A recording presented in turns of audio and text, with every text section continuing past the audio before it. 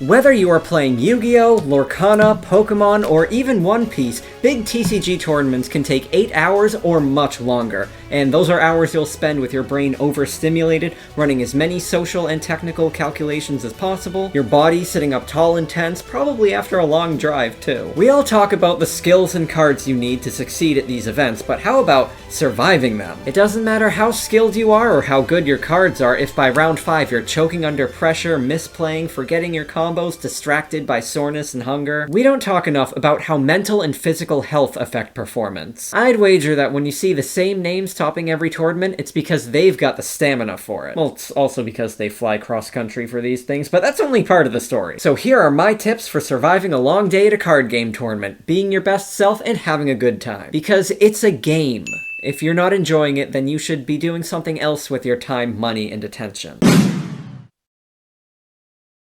Before anything else, know why you're going. Set goals. Are you aiming for an average performance or high performance? And why? What would winning do for you? There are so many unknowable factors that will ruin your day if you don't have clear goals keeping your mind focused. I strongly recommend going with friends. If you don't have any, then look up communities for your deck online and find someone else who's going. Even if they're just some rando to socialize with between rounds, that'll go a long way in keeping you sane when everything else goes wrong. For example, when I went to YCS Philadelphia last year, Konami is garbage at managing Yu-Gi-Oh's events, so expect an hour's delay between rounds of a YCS, which means you're competing for 12 hours or more just on the first day. After which, I learned that the hotel I booked at had illegally sold the room that I'd already paid for. I came to this city with a goal that weekend, to spend time with friends. So when the tournament and everything around it deteriorated so dramatically, we had each other's backs and we left to go run silly errands all day. It was still a good trip in the end, but if I had been there just to play Yu-Gi-Oh!, especially just to win a tournament,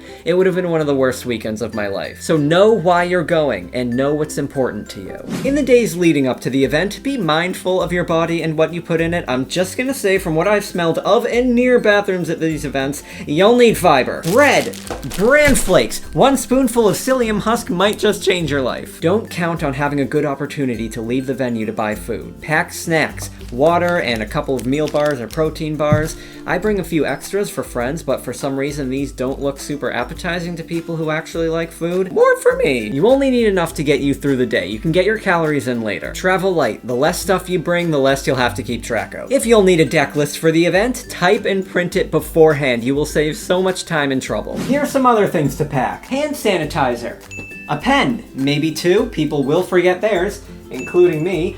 Terrence, I will get this back to you someday, I promise. Scraps of paper for recording your life points, or for passing notes to friends when the teacher's not looking. I wish I'd brought wet wipes, because hands can get sweaty and tables are mysteriously sticky. Spare sleeves in case the ones on your deck get damaged, and bring the rest of the Dragon Shield box to store any new cards you get during the event. Hashtag non-spawn! Please sponsor me, Dragon Shield. Lip balm, because you will be talking constantly all day, your lips are gonna get chapped. And a mask. In addition to keeping me safe, it hides how chapped my lips get.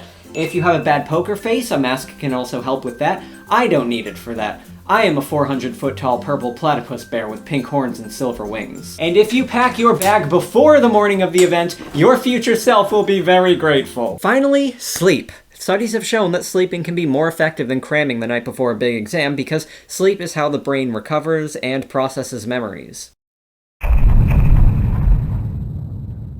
Plan to arrive at the venue an hour early. If you're anything like me, you will vastly underestimate how long it takes to decide on an outfit. Eat a big breakfast of bland carbs. Oatmeal is great here because it's filling, which will suppress feelings of hunger, which might distract you throughout the day. If you've got a long drive, get comfortable. I don't recommend listening to music here. Don't get yourself hyped up. Don't burn out your energy. You will be overstimulated all day. Take peace and quiet where you can get it. After you've parked, if you're confused about where to go, just look for the nerds and follow the herd. Also, take note of quiet areas or comfortable seating around the event space. If you've got to wait between rounds, you can return here and recenter your mind and body. Register for the event as soon as you arrive. At the last regional I went to, 50 players waited until the literal last minute to register, which also pushed back the event a little. So now you're ready to play. Great! I'm ready to talk posture. Ideally, you want 100% of your thoughts to be about card games, the most important thing in life. However, that divides into the technical aspects of the game versus the social aspects, like reading your opponent. But alas, you are in a loud and busy space, so you will be perceiving, processing, and thinking about the players, matches, conversations, and announcements around you. And you are not a machine, you will also be perceiving and processing messages from your body about how it's feeling. That's gonna take up some headspace too. Now, personally, I'm from New England, so you will never see me relax. Shoulders hunched, back straight, neck straight, only time I'm straight.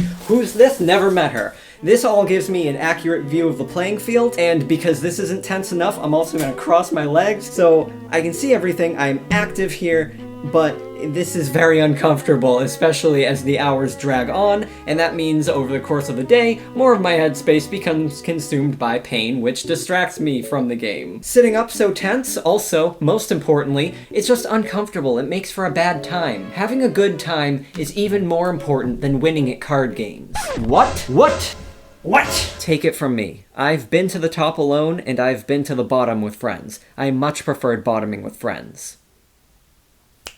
So how do we fix posture? You need to exercise. Yeah, I'm serious, for a card game. I used to be all mind over matter because card games are so cerebral, but they're being played by humans, and our brains do not exist in vacuums. Mental and physical health are intertwined whether we like it or not. You can't have wimpy little twink shoulders if you're gonna make it past round 7. I can personally attest to this. At my first YCS, my body was in shambles halfway through, which subtracted from my awareness in catching misplays and wrong rulings. But in the weeks leading up to my second YCS, I had been doing back and shoulder exercises, and then I didn't get tired until late in the night. Just 5 minutes of training each day can go a long way. I will link to some at-home workouts in the doobly-doo. You can multitask too. Exercise while you watch my videos. Hit the like and subscribe buttons between reps. Between rounds, you should also stretch. Your muscles are getting tighter and angrier every time you activate Pot of Greed. Stretching will relieve that tension so you can get back to focusing on the game. Practicing yoga will help you to form a conscious awareness of your body on your time before the pain which demands to be felt while you're trying to sequence a game-winning combo. I will also link to an excellent and free at-home practice which emphasizes breathing exercises. If you ever get overwhelmed during a tournament or have difficulty focusing, Adrian's breathing techniques can help you to tune out distractions. Not that Adrian, nobody likes him, although he's got the muscles to make it past round 7.